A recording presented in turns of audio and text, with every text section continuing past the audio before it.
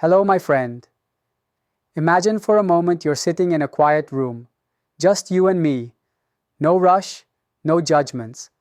I'm Dr. James Micheal, and for over 30 years, I've had the privilege of walking alongside men like you, men in their 60s, 70s, and beyond, who've trusted me with their stories, their worries, and their hopes for feeling truly alive again. On this channel, Mindful Senior Living, we don't chase fads or quick fixes. We uncover the real, science-backed truths about thriving as we age with kindness and clarity. Today, we're diving into something deeply personal, something that's been shrouded in silence and shame for far too long: the role of masturbation in your health after 60. Yes, you heard that right. Not as some taboo or relic of youth, but as a powerful, natural ally in keeping your body strong, your mind sharp, and your spirit vibrant. You've been told lies your whole life, haven't you? That this simple act is dirty, something to outgrow like old clothes by the time you hit 50. But let me pull back the curtain. After 60, masturbation isn't just okay, it's essential. It could be the quiet difference between holding on to your vitality and watching it slip away. I've seen it in my practice time and again, men who rediscover this part of themselves not out of desperation, but out of wisdom. And suddenly, their energy returns, their sleep deepens, their confidence reignites. We're going to explore 7 profound insights here, drawn from decades of patient care and the latest research. These aren't just facts, they're lifelines. And by the end, I'll share a simple daily ritual that's transformed lives in my office. But first, if you're feeling that spark of curiosity, hit subscribe and that bell icon. Let's make sure you never miss a step on this journey. And drop a 1 in the comments if you're ready to listen with an open heart. Your voice helps me serve you better. Let's start at the beginning, where so many troubles quietly take root. Picture a man named Robert, 65, a retired teacher who came to me last year with a sigh that carried the weight of unspoken frustration. He was fit, active, but in the intimacy of his own life, things felt distant. "Doc," he said, after we built some trust, "it's like my body's forgotten how to respond." What Robert didn't realize, and what I see in so many, was that his approach to self-pleasure had shifted over the years into something hurried, almost obligatory, like checking an email. Rushed strokes, mind wandering to worries or work, no real connection to the moment. And after 60, that autopilot mode, it's not harmless, it's a slow thief. Insight 1. When self-touch becomes mindless, it dulls your senses and invites erectile struggles. You see, our bodies are wired like a symphony orchestra, every nerve, every blood vessel playing in harmony. But when you touch yourself without presence, without savoring the sensations, you're essentially rehearsing the same discordant note over and over. Neurologically speaking, this creates what's called a conditioning loop. Your brain, that incredible learner, starts associating pleasure only with that specific intense routine, maybe a tight grip, a frantic pace, or even pairing it with scrolling through vivid images on a screen. Over time, especially as we age and our nerves become a bit more selective, this loop narrows your window of arousal. I remember Robert describing it perfectly. It's like chasing a high that keeps moving further away. He'd need more pressure, more speed, just to feel a shadow of what he remembered from younger days. And then, with a partner or even alone, the real, gentler rhythms of touch felt inadequate. This is where erectile dysfunction, or ED, sneaks in. Not always from age alone, but from this overtraining. ED, simply put, is when blood flow to the penis doesn't cooperate as it should for an erection. Studies from places like the Journal of Sexual Medicine show that up to 50% of men over 60 experience some form of it, and a big chunk traces back to these habitual mismatches. It's not your fault, it's biology adapting to what you feed it. But here's the emotional gut punch. This isn't just physical. Robert confessed to nights of staring at the ceiling, feeling like half a man. his self-worth eroding like sand in the tide. He'd pull away from hugs with his grown kids, avoid mirrors, let depression whisper that he was past his prime. I've held space for hundreds like him, watching shame compound the issue, turning a simple habit into a cycle of isolation. The science is clear. Disrupted arousal pathways can spike cortisol, your stress hormone, while starving the dopamine rush that keeps moods buoyant. And left unchecked, it even ties into broader declines, like foggy thinking or weakened immunity. The good news though, and this is where hope lights up, is that your body is remarkably forgiving. It's not broken, it's just rehearsed the wrong part. We worked with Robert on what I call sensory rediscovery. Start slow, find a quiet evening, dim the lights, and instead of rushing, breathe deeply. Inhale for 4 counts, exhale for 6. Let your hand explore lightly, like tracing a map of rediscovery, varying pressure, pausing to notice warmth, texture, the subtle pulse of life. No goal, but presence. Within weeks, his sensitivity bloomed. Erections returned more reliably, not forced, but natural. And emotionally, he laughed more, reconnected with old hobbies, even planned a trip with friends. You can do this too. It's not about performance, it's about reclaiming joy in your own skin. Mindless touch steals, mindful touch restores.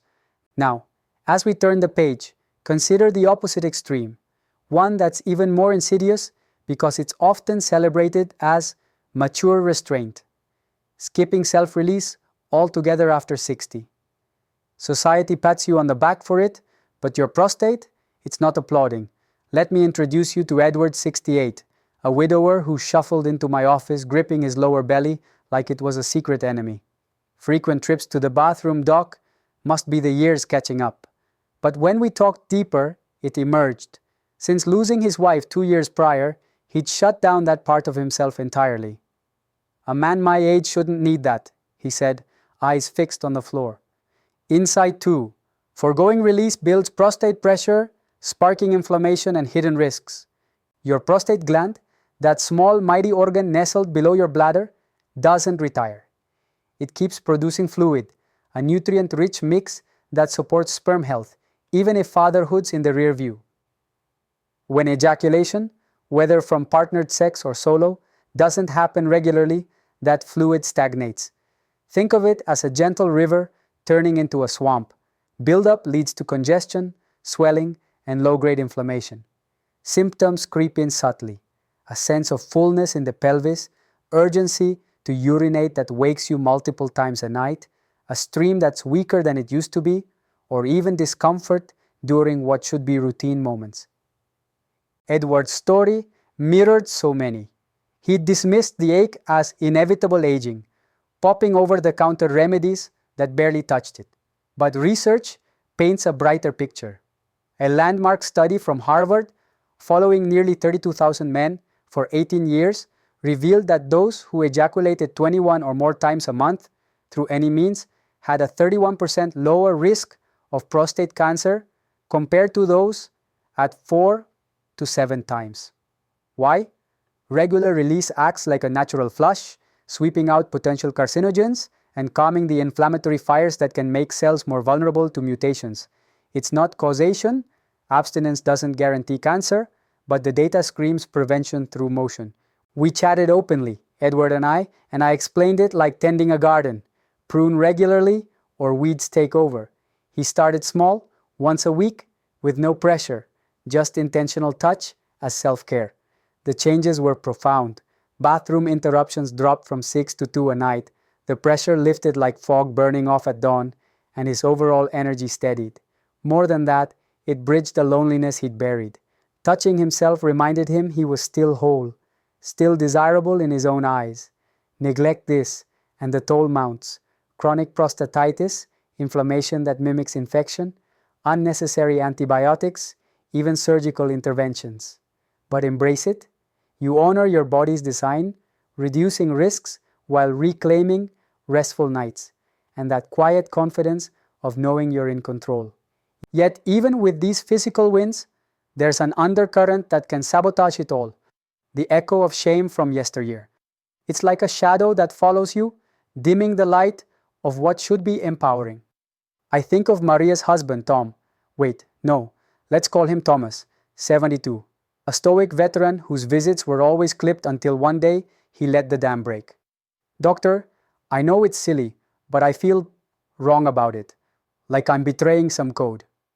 Insight 3.